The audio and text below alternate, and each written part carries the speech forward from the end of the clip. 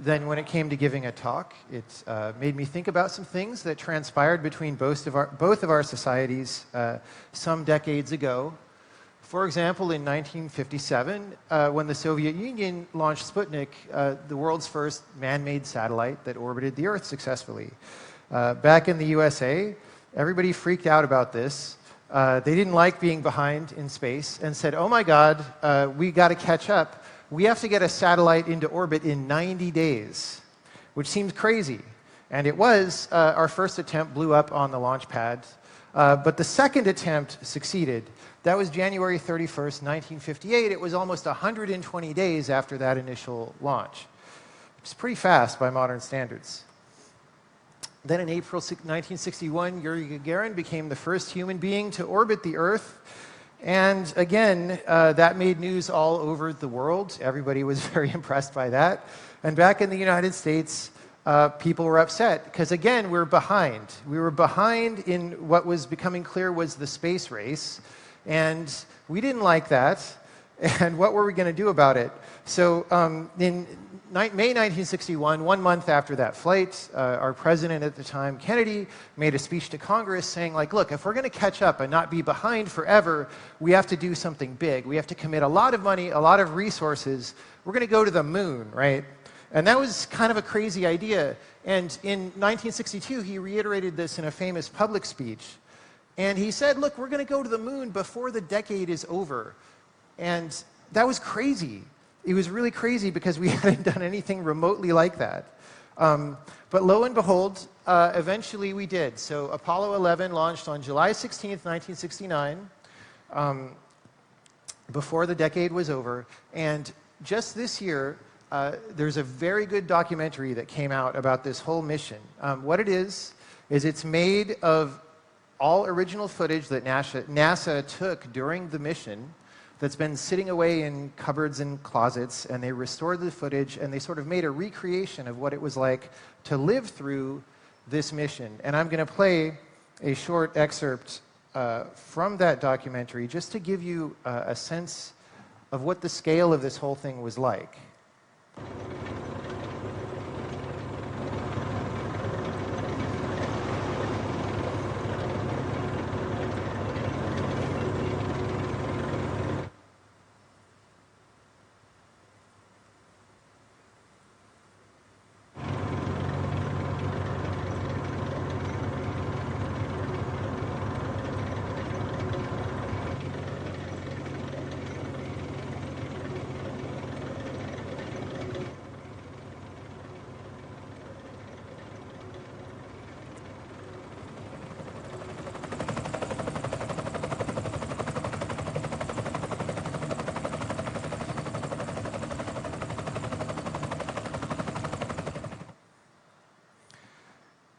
It's a lot, and it's crazy. We went from nothing to all that stuff in something like 12 years. Before Sputnik flew, we didn't have much of a space program in the United States, and in the end, we had all that stuff. And then, of course, after that, we continued to do space things, right? We made this space shuttle. It seemed like a really cool thing. It's like a ship out of science fiction. It could, like, take off and then land again. That's so great, right? Problem is, actually, most of it couldn't land, like those tanks in the background there, and therefore it was very expensive to fly, and it was very unreliable. People died on this on a couple of different missions, and we decided to stop using it for all these reasons. So after that, if we wanted to put people in orbit, we had to get a ride on the Soyuz, and then from there, the trajectory of our space program kept going downwards. And so if you talk to somebody like me, sometime around the year 2002 or 2005, we all had this attitude like, isn't it a shame? Like, the USA used to do all this cool stuff in space, and now we, like, don't really do anything, and the science fiction future that we visualized isn't really going to happen, and we don't ever see that changing, but what can you do about it? Oh, well, shrug, right? That was just everybody's attitude. But not quite everybody, right? At some point, somebody came along who'd made a bunch of money on a website and said, hey, I want to do something about this. Despite having no rocket experience, I'm going to start a company to launch rockets and to do bigger stuff than we've ever done before. And so here's an excerpt of a video about why he did that stuff. Then there's becoming a multi-planet species and spacefaring civilization. This is not inevitable. It's very important to appreciate this is not inevitable. The sustainable energy future, I think, is largely inevitable, but being a spacefaring civilization is definitely not inevitable. If you look at the progress in space, in 1969, we were able to send somebody to the moon. 1969. Then we had the space shuttle. The space shuttle could only take people to low Earth orbit. Then the space shuttle retired, and the United States could take no one to orbit. So that's the trend. The trend is like down to nothing. This is not... People are mistaken when they think that technology just automatically improves. It does not automatically improve. It only improves if a lot of people work very hard to make it better. And actually, it will, I think, by itself degrade, actually. You look at great civilizations like ancient Egypt, and they were able to make the pyramids, and they forgot how to do that. And the Romans, they built these incredible aqueducts. They forgot how to do it. So his idea was pretty successful, and today we're like landing rockets, and we're seriously talking about doing another moon mission as soon as the year 2024. We'll see if that actually happens, but we're at least talking about it seriously, and that's a pretty good thing given where we were not long ago. So Elon talked about a few things from the past that were great achievements that have been lost, and I wanted to go through a few more of those to reiterate his point that technology automatically degrades. This thing here that you see is the Lycurgus cup. This was a relic found and dated back to the Roman Empire, 300 AD. And it's made of glass, and this glass that it's made of is the world's earliest known nanomaterial. Okay? The color of the glass changes based on how you look at it, like where the light source is. So if you're looking at it standing in front of the glass and the light source is sort of over here with you so that you're seeing it with reflected light, then the goblet is green. But if light is passing through it, the goblet is red. They had this in 300 AD, right? And then the Roman Empire fell, and that knowledge was lost until basically forever. The way this worked was actually, it got figured out around 1990. The glass is suffused with very small particles of silver and gold. By very small, I mean 50 to 70 nanometers, which is so small you would not be able to see them with a physical microscope. You would require an electron microscope to see these particles, right? But at some point, the Roman Empire fell, and they forgot how to do it. A lot of craftsmanship went into this. You could see, how it's hollowed out on the inside where the little guy's body is to give him more of a purple sheen as opposed to a red in the background. And if you hear people talk about this today, or you read up on this, they tend to have a dismissive attitude toward it, like, oh, the stupid Romans didn't understand technology. They probably didn't even know it was silver and gold that made this happen.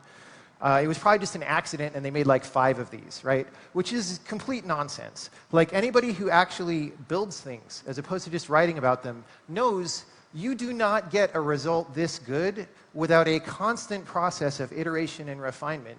You can imagine there was some initial accident, like maybe somebody wanted to make glass sparkly and they tried to put silver and gold in it, and then they noticed a little bit of discoloration and they said, like, why is that there? And maybe they pursued that, like, what happens when I change the proportions, right? How thick should the glass be?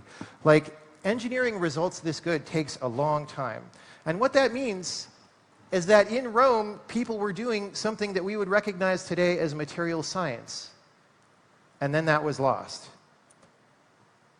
Other stuff happened. Like in the Byzantine Empire, they had flamethrowers, and not like little dinky things. They had giant pressurized vessels in the bellies of ships that shot out a napalm-like substance out of metal tubes that they would use to incinerate neighboring vessels. It was napalm-like in the sense that, like, water would not put this fire out, right? It was a very serious weapon. It was a state secret of the Byzantine Empire. They used it to defend Constantinople over and over again for hundreds of years, until one day they couldn't really do that anymore for whatever reason.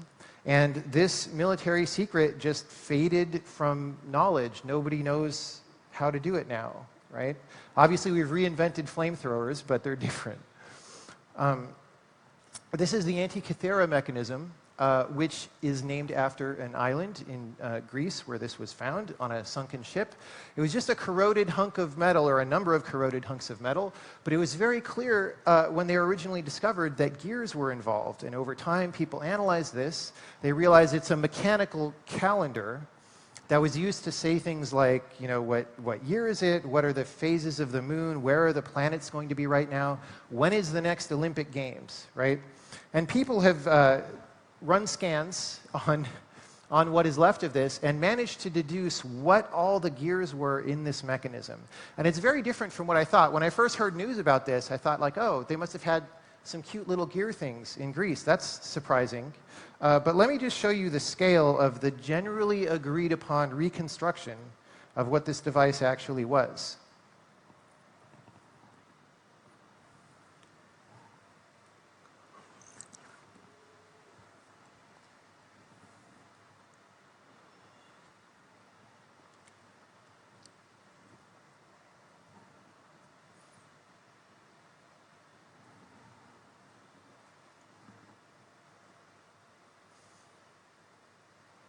That seems like a lot of gears, right? But wait, there's more.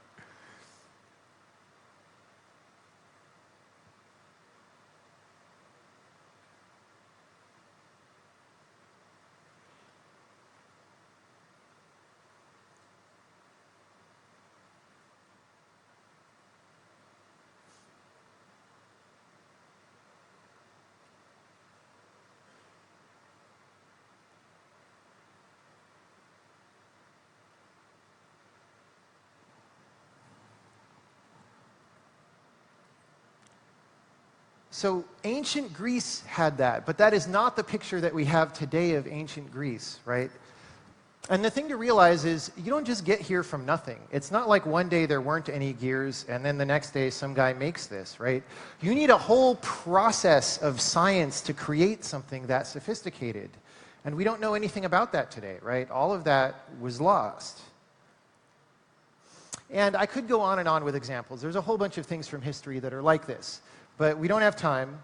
I just want to restate that right now we live in a very privileged time where technology has been in a good shape for a long time. We see it getting better, and so we imagine that the natural course of history is that technology always improves and that these moments in history are just like little blips or something that we heard about. But they're not just little blips. It's actually sort of the regular course of world history that great achievements in technology just get completely lost because the civilizations that made those achievements fell or, you know, had a sort of a soft fall where they fail to propagate the knowledge into the future, right?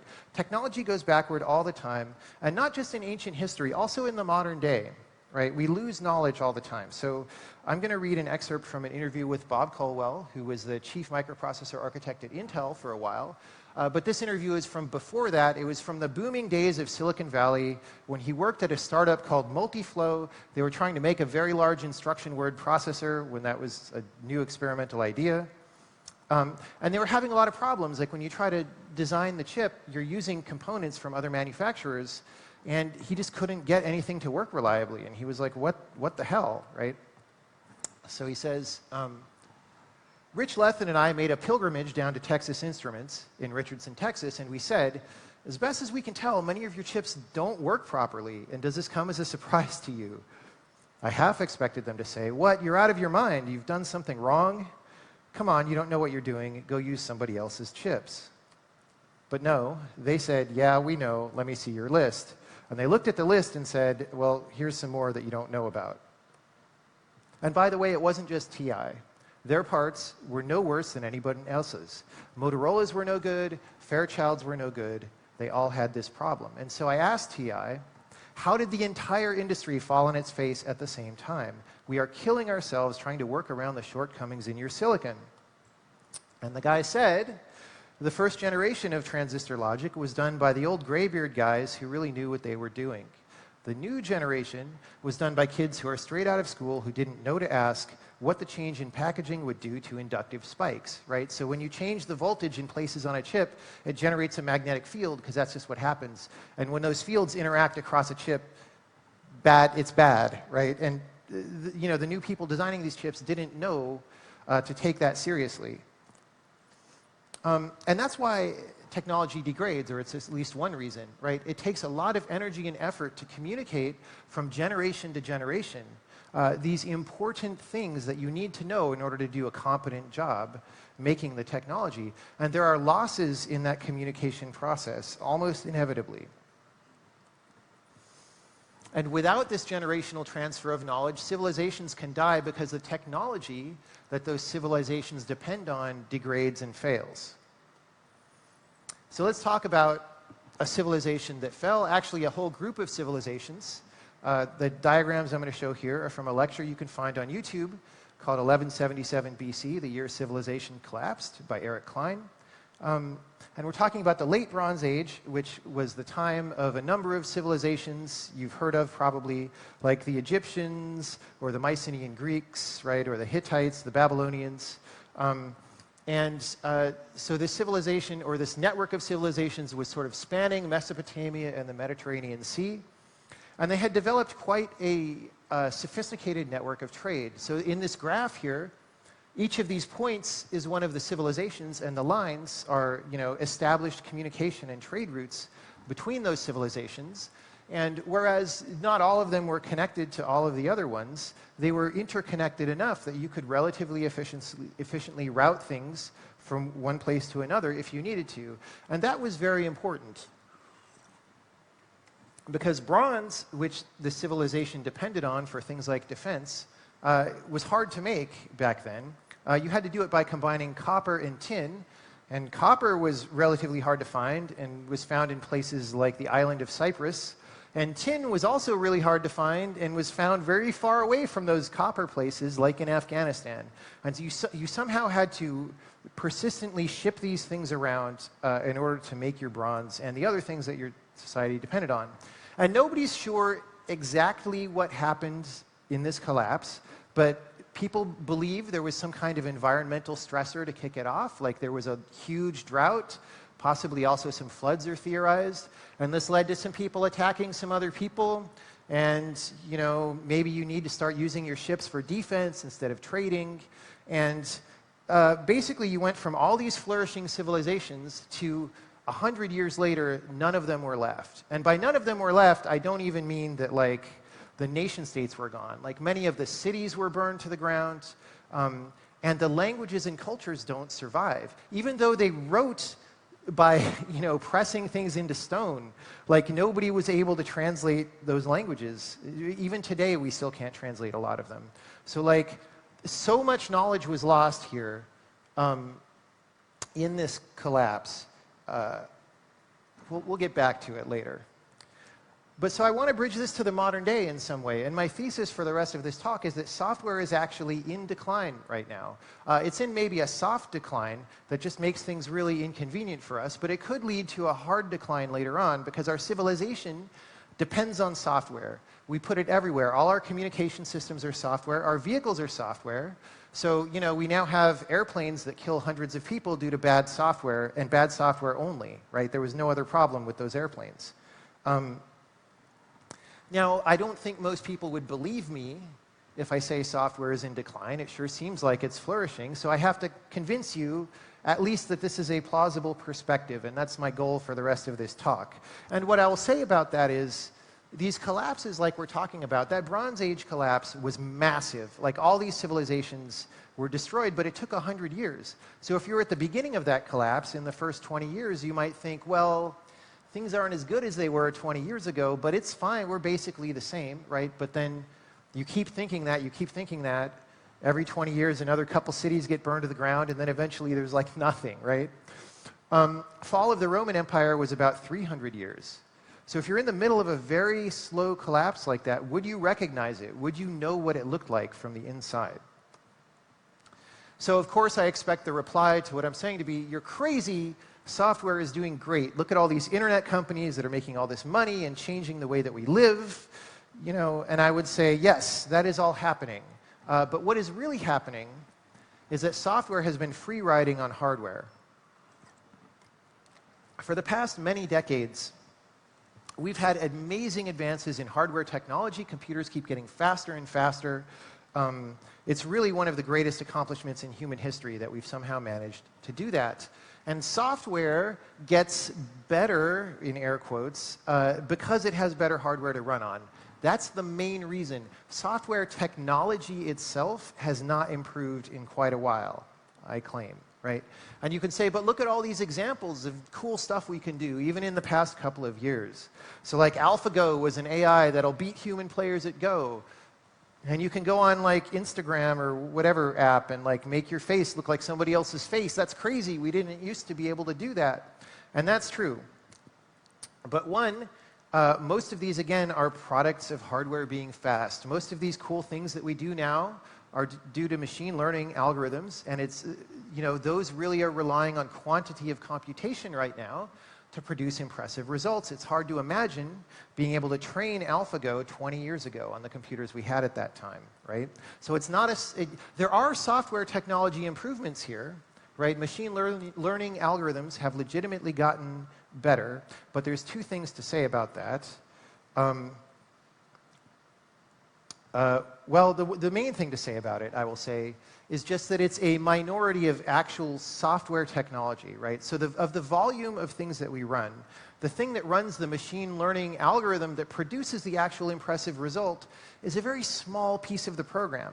It's actually really simple once you understand the math, and especially if you don't have to train it, if you just have to use it, right? And so when you take an app on your phone like that does something funny with your picture, the part of it that does the thing that we think is cool and really value, that piece of software is tremendously simple compared to all the stuff about like loading the bitmap for your face or responding to user input events, right? That part of the software is huge and complicated and is the part that's kind of falling apart. So I would characterize software as having small local technological improvements like machine learning, with overall inertia or degradation in the rest of the field. And we're very impressed by the improvements, though, right? And let me illustrate the degradation parts as best I can. And it's to say that we simply don't expect software to work anymore. And I'm not sure when this happened. Computers always had a reputation for being a little bit funny, but if you go back many decades ago, it was generally due to like not being user-friendly or hard to understand how to use it. But today, if you're using a program and it does something wrong, you're just like, yeah, it's software, restart it, whatever. And that didn't used to be. And if our standards are shrinking over time, how low can they shrink before it becomes unsustainable? So I decided to say, I want to quantify or illustrate how much I put up with this from day to day. So from now on, I'm just going to take a screenshot every time any piece of software that I use has an obvious bug or unintuitive or incorrect piece of behavior. And right when I decided that, I was working on my compiler in the command line, and the console that I use, after a while, just starts saying attempt to index a nil value in the prompt because it's written in Lua for some reason. Then I go to Emacs, and I'm working on my code, and Emacs is set to reload files that have been modified. And that used to work fine, but at some point they broke it so that it reloads the file too early and doesn't get the whole thing, and half of it is cut off, and I have to like manually reset that every time it happens. Then I go to Gmail, and I'm going to send an email to the rest of the team about some graphics stuff, making decisions about what to do. And I copy a line of a previous email and paste it into the reply box. And then I start typing my reply, and it goes into like a 3-character wide column over here because somehow they've managed to reproduce all the kinds of stupid Microsoft Word formatting bugs that everyone was frustrated with in the 90s and 2000s. Now those are in Gmail, and I don't know how to fix it. Like, you fight with it for a while to get it to stop happening. You have to like delete something invisible. I don't know. Very annoying. So then I say, okay, I'm going to get some real programming done. I go to Visual Studio, and I say, I'm going to type in my command line arguments up there. And as soon as I do that, we get this box that says, hey, collection was modified. Enumeration option may not, or operation may not execute. Why? I don't exactly know why that's a problem. Like, I'm just telling it a string. We're not even trying to do anything with the string. It's just like, save this for later for when we want to run the program. But apparently that's too hard, right? And this is far from the only problem with Visual Studio. Visual Studio has many, many bugs, but this is the funniest one because it's so simple what I'm trying to do, and it can't do it all the time. I don't know what percentage of the time this happens. It's probably like 5%. I don't know, 4%. So then I decided to blow off some steam and play some games. So let me download a game on the Epic Store, but we're unable to start the download for some reason. So maybe I'll go to Steam because that's a more reliable, longer-lasting store. And I'm able to actually download a game, but then when I go to the install window, it's just like a black window, and I have to restart Steam to play the game. Then I managed to play the game, and then I alt-tab out for a second to check something, and then now full screen is all messed up, and the game's like up in a corner of a window, right? And then I have to restart the game to get full screen again. And then I'm watching some Counter-Strike. There was a really good match between Cloud9 and Luminosity Gaming about a month ago. And, but for the entire match, there was a mysterious sixth player on the Cloud9 side called Undefined up in the corner there. Let me zoom in on that map for you Counter-Strike fans. It's Undefined is on the left. 100,000 people were watching this match, and it was there the whole time. I was thinking about a game I like called Ultima 4, so I went to this website that had the map, and the map was like screwed up because it was like wrapping into extra lines, so I opened a different browser to see it correctly.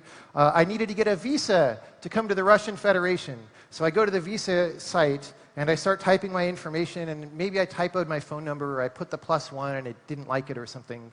So it says phone number is invalid over here.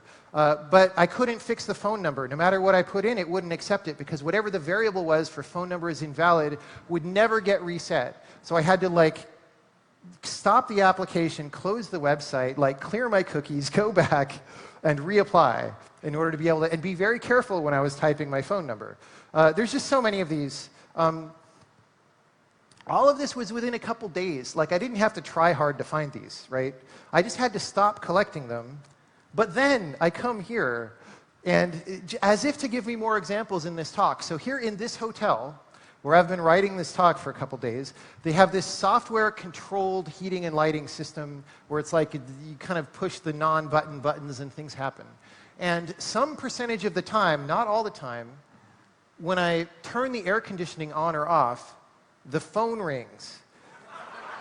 It's not a full ring even. It's just like a little bloop, bloop, bloop, and then it stops. But I know it's not intentional because it doesn't happen every time. And I am not making this up. This actually happens in my room right now. Okay? And then, for this talk, 2 hours ago, I was working at the last minute to make a diagram, and I downloaded fully legitimate licensed Creative Cloud Photoshop to my machine. The first thing I do is go File, New Document, bam. The new document extension could not be loaded because of a program error, right? And so my whole point, though, is we are not surprised by any of this. My other point is that it's getting worse over time. So try this every day yourself, because we've gotten used to it.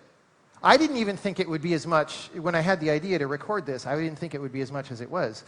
Try counting for yourself just every day. Just make a little list of all these things, and I think you'll be surprised how many there are.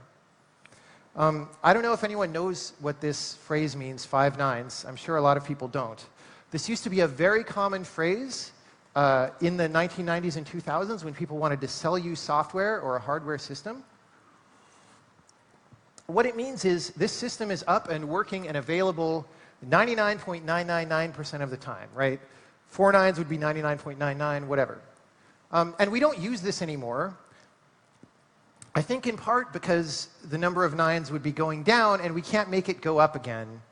And nobody, well, certain parties don't seem to care. So I was, working on this speech for about the past week, and twice, once when I was asleep on the airplane and once the other night in the room, my laptop just rebooted while it was in sleep mode and just killed all my programs and stuff. I guess because it was an update. Maybe it wasn't an update. Maybe it was just the operating system failing, but I think it was an update.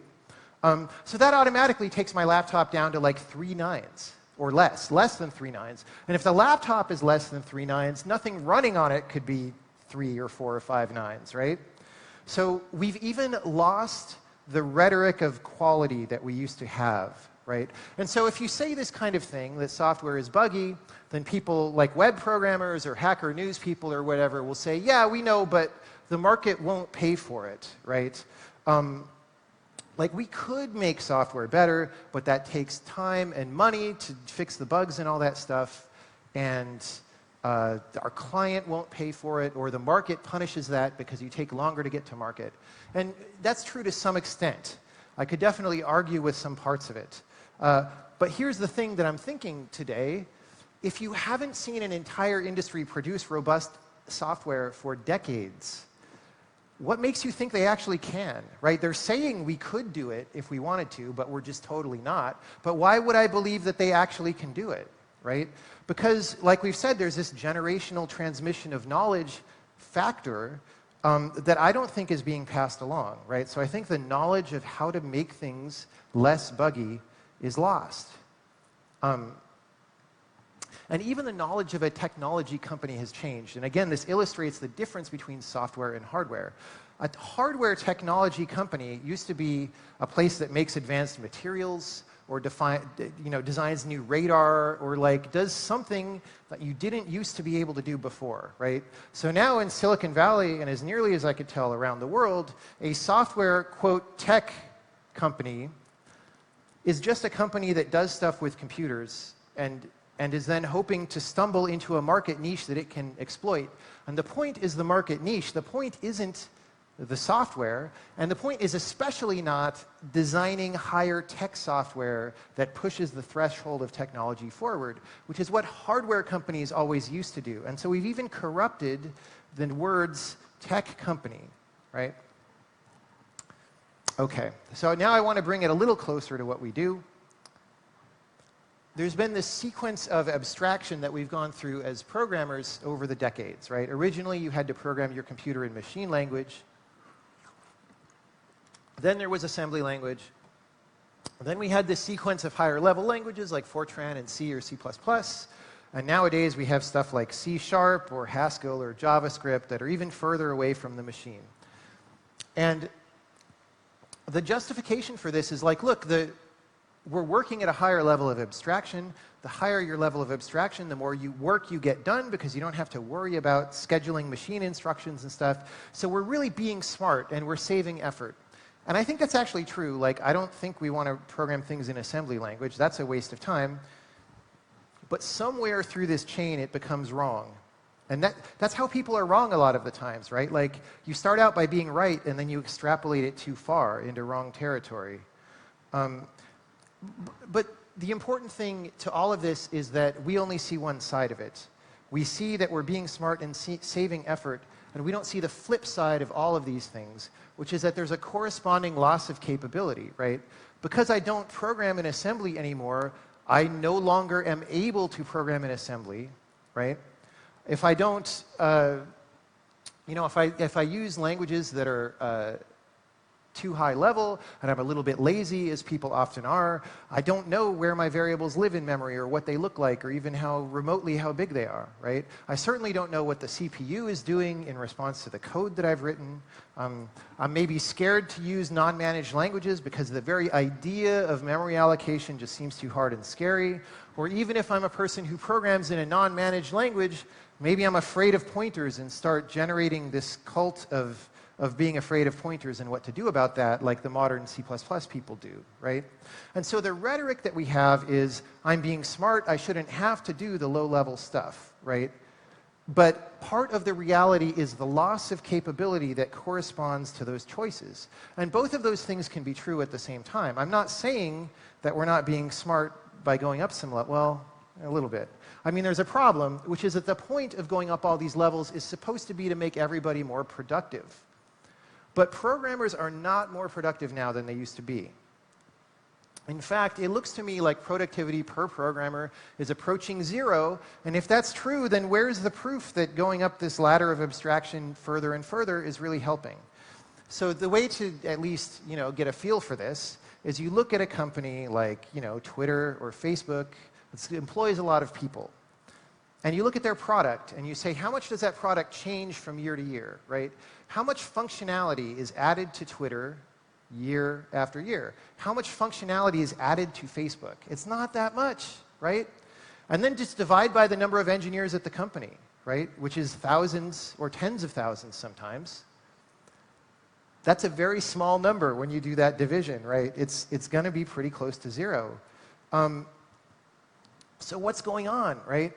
And to illustrate again the difference in productivity, and that it's not just me that thinks this, I'm going to show an excerpt from an interview with Ken Thompson, who is the original author of the Unix operating system. And he's talking about the time at Bell Laboratories when he first started making Unix on a computer that by modern standards had like no software at all, right? At some point,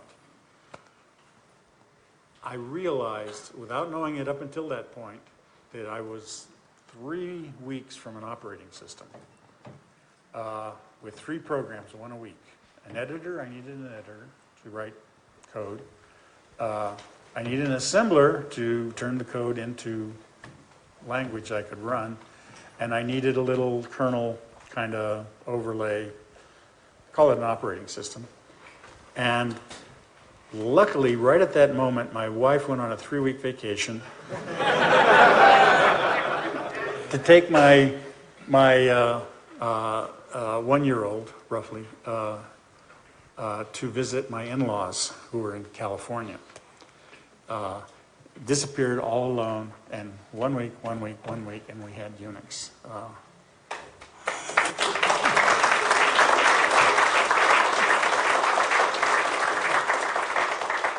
Yeah, I think programmers aren't quite as productive these days as they used to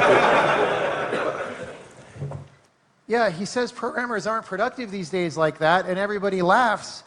But it's funny, but it's not funny, right? It's really not funny when you consider like how much waste there must be in the difference between how productive people are and how productive they could be if everything wasn't so messed up, right?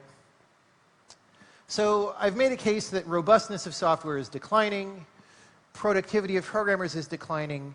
So if you're going to say that actual technology of software is somehow advancing, it seems contrary to those two facts, right? So I think the argument that software is advancing is clearly false, except again, maybe in tiny local bubble-like areas.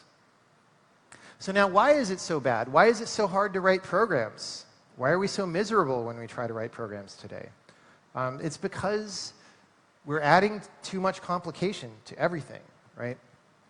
And I have a way that I think about this called you can't just, right? Where there's all kinds of things that you used to be able to do on a computer that you can't do today, right? So today, you can't just copy a program from one computer to another and have it work, right? You need to have an installer or like a Flatpak on Linux or like containers if you're a server Hacker News guy, right? And so people think this is cool, oh, now we have containers. That's an advantage, or it's an advancement of software technology. All containers are doing is get us back to the 1960s when we didn't have to do any of this stuff, except it's actually not because it's adding all these steps that you have to do, right? And things you have to maintain. So now let's think about for a second, like, why do you need an installer to install software?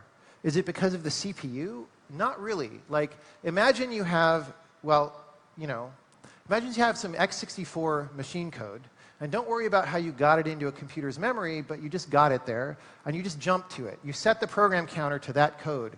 That code is going to do the same thing on a Windows PC as it does on a Mac, as it does on a Linux machine, as it does on an Xbox, as it does on a PlayStation 4, all right?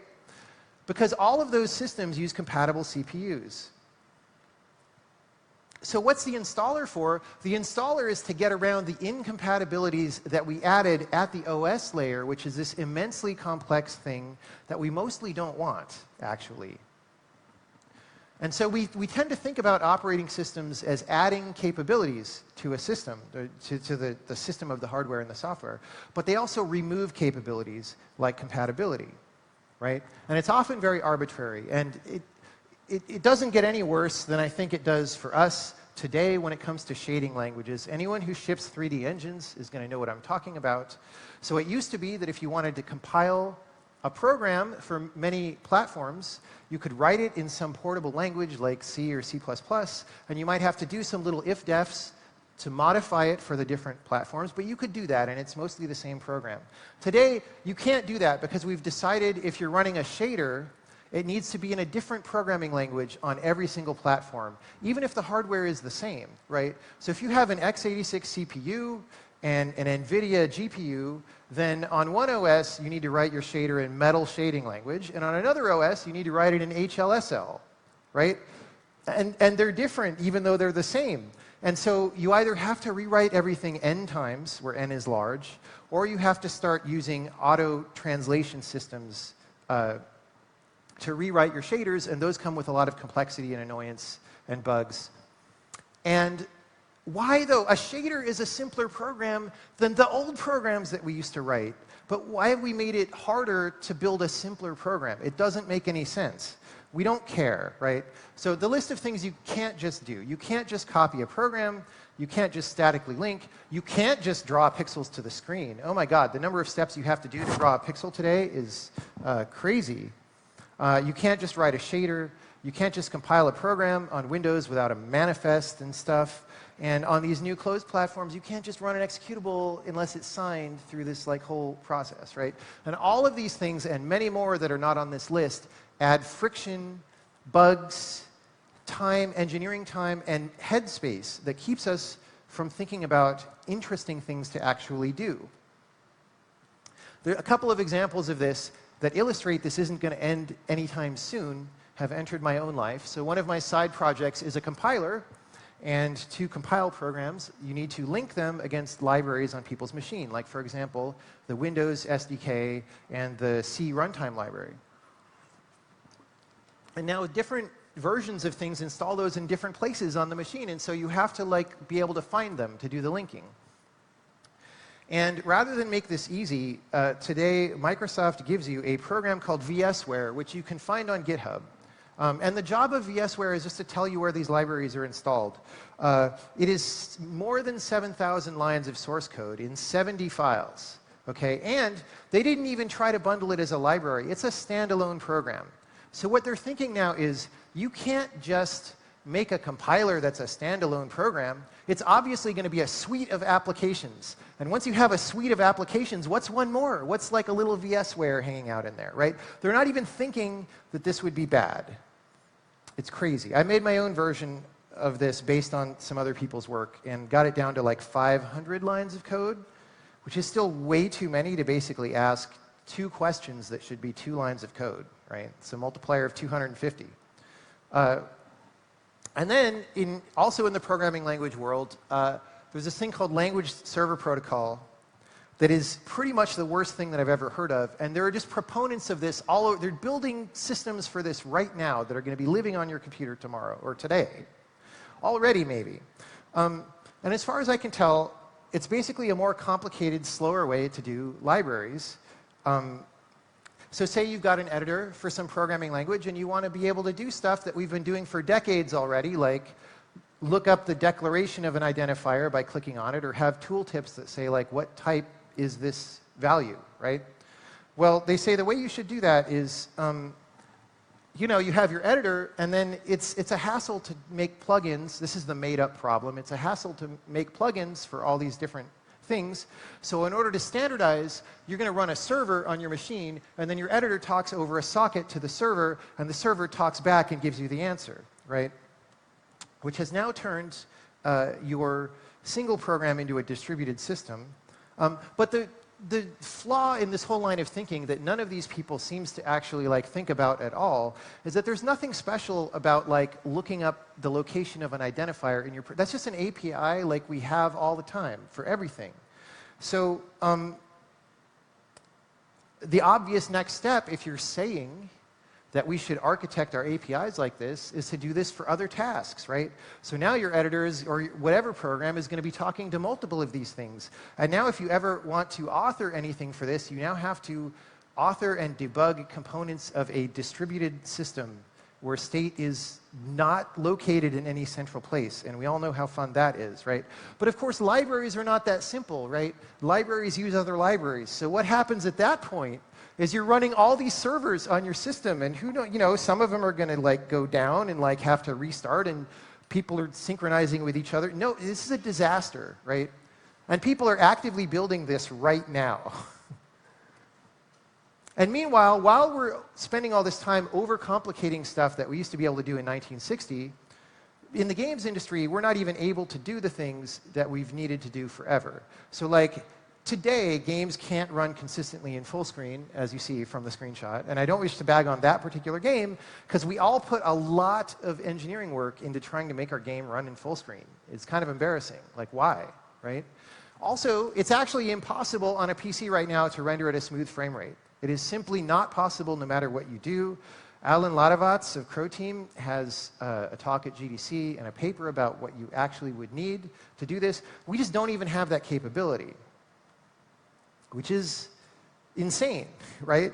And yet we're spending all this effort on other things. And so this complication that's introduced into all of our systems not only makes our lives difficult in the present when we're trying to build something, it accelerates the loss of knowledge over time, right? So first of all, there's more to know when things are more complicated. And so if you talk about a job spread among many people, each individual person knows a smaller percent of what they need to do. They have a less global view, which makes it harder to do good work, right? And harder to transmit their knowledge onto people in the future.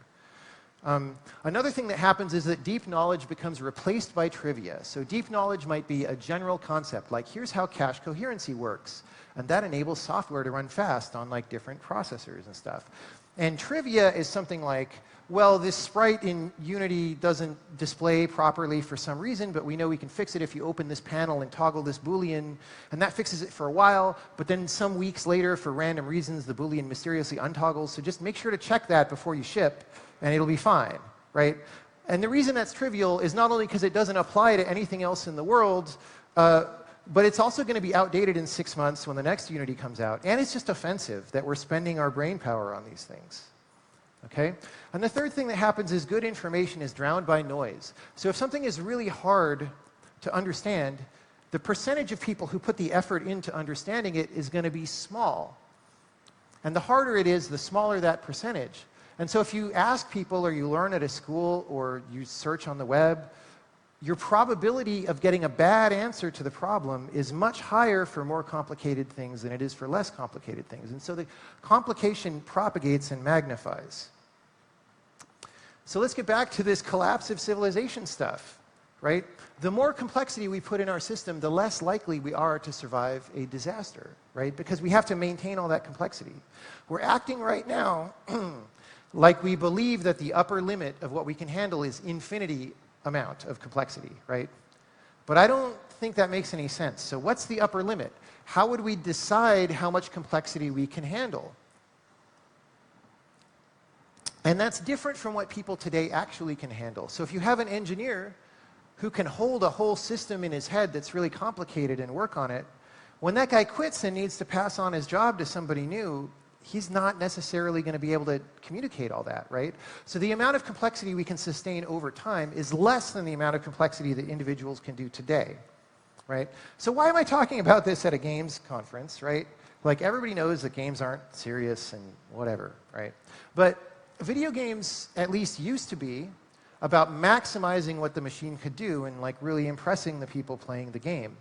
And maximizing the machine means you have to understand the machine very well, and that correlates with robust software, because if you understand the machine well, you're less likely to make the kind of bugs that come from misunderstanding. There's anti-correlations with robust software too. But anyway, now we're not really about that so much. Especially talking about independent developers, people are shifting to Unity and Unreal en masse, right? Not very many people write their own engines anymore. So we have entire generations of programmers who have grown up learning to program by, making little C# snippets that just plug into other parts of Unity or something, and they've never written something systemic, and they've never written something low level. Which on the one hand is fine. Like, I'm not saying we shouldn't do that, because there's a degree to which it's smart. It reduces development time, right? It helps you ship your game sooner.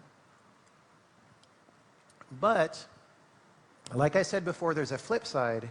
That flip side is giving up the capability of doing the other thing, giving up the knowledge of how to do the other thing. So I don't think it's bad in isolation if a lot of people make games where they just put snippets into Unity, right? But if everybody does that, then nobody knows how to do anything but that. And then after a while, what's going to happen? Because we're assuming that we'll just be able to use these engines forever. But Unity and Unreal were created in an environment where there were lots of people at games companies making engines all the time, right? And that's where they hired people from. And when there's no longer a natural way to learn how to make engines because nobody does it, where are Unity and Unreal going to hire employees from to maintain those engines that everybody's using, right? And to the extent that they can hire people, is the quality of people going to go down because they have less experience? It just takes a long time to ramp up, right? So then maybe at some point, well, certainly at some point, there's not enough people to make a new competing engine. But maybe even at some point, you can't really maintain the old ones, and they just keep decaying over time. That can happen. And so the way I used to think about game developers is kind of like the Foundation in the Asimov books, where we kind of knew how to really program computers. And also some other kinds of programmers, like embedded systems people and high-performance computing people, all sort of knew what was going on with computers. And after the rest of software just kind of decays and falls apart, we still have the knowledge and we could bring it back and give it to people. But I'm not really sure that that's going to happen now, because I just don't know. I mean, I don't know if there will be enough of us doing low-level work, or even people doing high-level work who understand what's happening at the low level while they do the high level, right? So maybe there needs to be a second Foundation. Spoiler alert for anyone who hasn't read the book. So back in the Bronze Age, right, one of the reasons those civilizations disappeared is that the way things were set up was that reading and writing was only done by a small elite class who went to school for years, and this was protected. The public couldn't know how to do this. They probably mostly didn't want to know.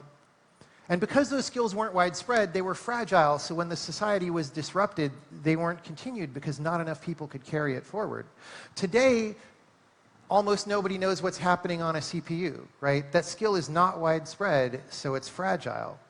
And so do we think that this immensely complicated thing that we've built today is somehow more robust than what they had in the Bronze Age with just making bronze? Because that didn't survive. If that didn't survive, why do we think what we're doing now is going to survive, right? And we might have some similar stressors. We might have some climate change issues, right?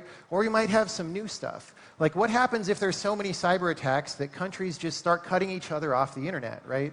Now, lots of people in lots of countries can't get to Stack Overflow to figure out how to copy and paste their code. So their code production is impacted, right?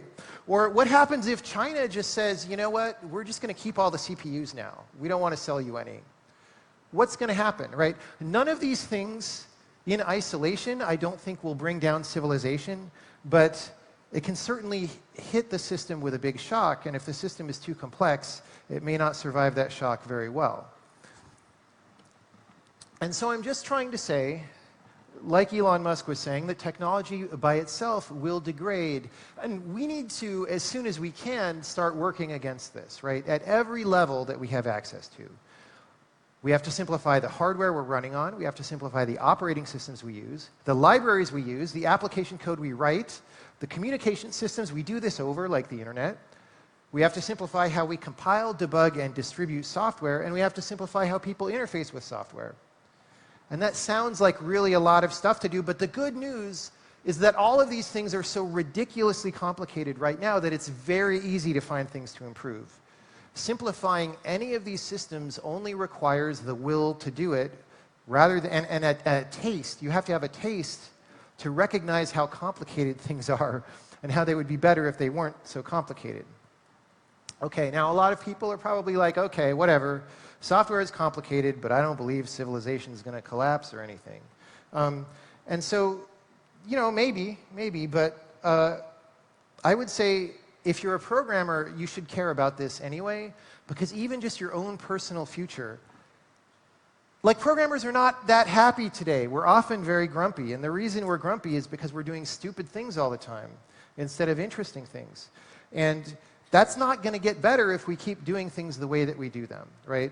So you personally will be happier if we change the way we do things. And if we do things the way they are now, maybe the future is deeply mediocre in the way that America's space future was going to be deeply mediocre.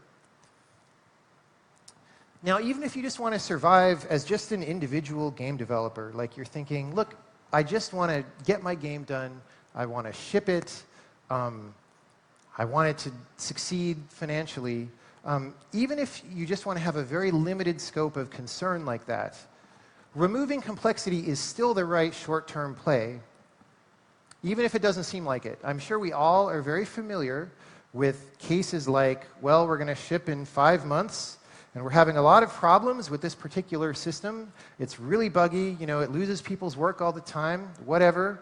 But we just have to stick with it for 5 months, and it'll be past, it'll be history. And that's good because rewriting it would be a lot of effort, it might delay shipping. And so we're going to stick with it. We're going to stick out the 5 months. And that's always wrong, because always what happens is it takes 2 years to ship instead of 5 months. And so the amount that you suffered from this system is way worse than it otherwise would have been. And maybe, in fact, that system was a large ingredient in why it took so long to ship. So simplify. And in simplifying your own code to solve your own local problems, you're also building institutional knowledge about how to simplify, which sounds really basic, but I would claim we don't even really have that anymore. Here's some references of videos you can watch if you're interested in this kind of topic. Casey Muratori's video, The 30 Million Line Problem. Samo Burya's video, Civilizations, Institutions, Knowledge in the Future. And then Eric Klein's video, which I showed snapshots of earlier, 1177 BC, the year civilization collapsed. And that's all I have to say for now. Thank you for your time.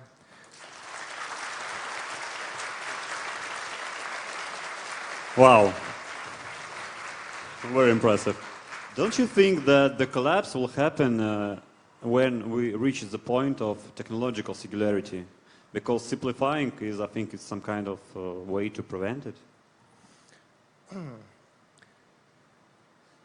You know, once you start saying singularity, it's too hard. The point of singularity is you can't predict what's going to happen. Sure, yeah. Maybe it'll be bad, maybe good. Yeah, I don't believe in singularity the way a lot of people do. It doesn't seem realistic to me, but as you get close to that kind of situation, things move faster. And if things are moving fast, they break easily. Okay. Yeah, it's what about foundation, by the way, right? Yeah. Well, and one of the objections, because I'm always criticizing my own, like, what is the counterpoint to this? And what if we just let software get really complicated and then just make an AI that understands it, and that's fine? And it's like, okay, maybe, but do you really want human beings to not be able to understand software? It doesn't seem good. Okay, we have about 5-10 minutes for questions. So if you have one, you can ask. Yeah, come here and ask. Thank you very much for this beautiful speech and beautiful mind. Welcome to Russia, by the way. Thank you.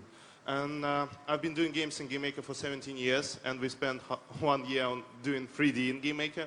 And I was asking myself a question why we did this, and actually now I know the answer. And I have another thought about it. Friedrich Nietzsche, when he was already an old man, he started to lose his sight, and he couldn't write anymore, couldn't think actually, because he would think while writing. And so he started using Hansen's writing ball. And this was the first typewriter to use. But his style changed. And when I switched from GameMaker to Unreal, as a game designer, saw that my style, my way of thinking changed. Don't you think that tools, they somehow force us to think in a certain type of way? And for you, making a new language is somehow to break through this and start thinking wider, broader? I think I would agree with that. And I would also say, though, you know, because we think with tools often, unnecessary complications or bugs in the tools interfere with the thought process, right? Like you're in flow, you're doing stuff, and then something bad happens, and you're like, now I have to go fix this thing, and you can't do what you were doing. So I definitely think that's important. You know, when I'm making my new language, I'm trying as best I can to get rid of all these complications that don't make sense. But there's so many of them. And some of them are baked into our assumptions because, I learned to program by using these complicated systems. So what I see as simpler may be very far from the actual simplicity that we could achieve because my thinking has been trained on those tools. So we'll see. We'll see how it comes out. Thank you. Thank you. Thank you.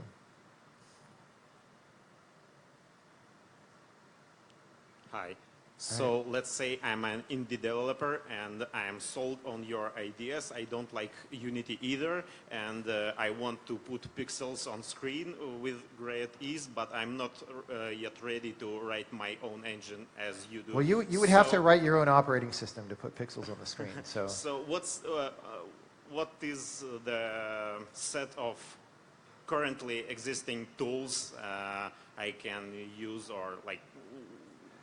well, I don't know, because part of the problem is everything is this way. So really what needs to happen is not about specific tools that you use. It's about developing the aesthetics for things that are not a giant, horrible mess. And whatever tool looks like that to you, just use that instead of whatever you're using. And then maybe we could migrate everybody slowly over time. Yeah, the problem is when I look for ways to get to the lower level things, I find is like Visual Studio and C++, and it doesn't help very much. It's super complex and it breaks every time and whatever. Yeah, I don't know, man.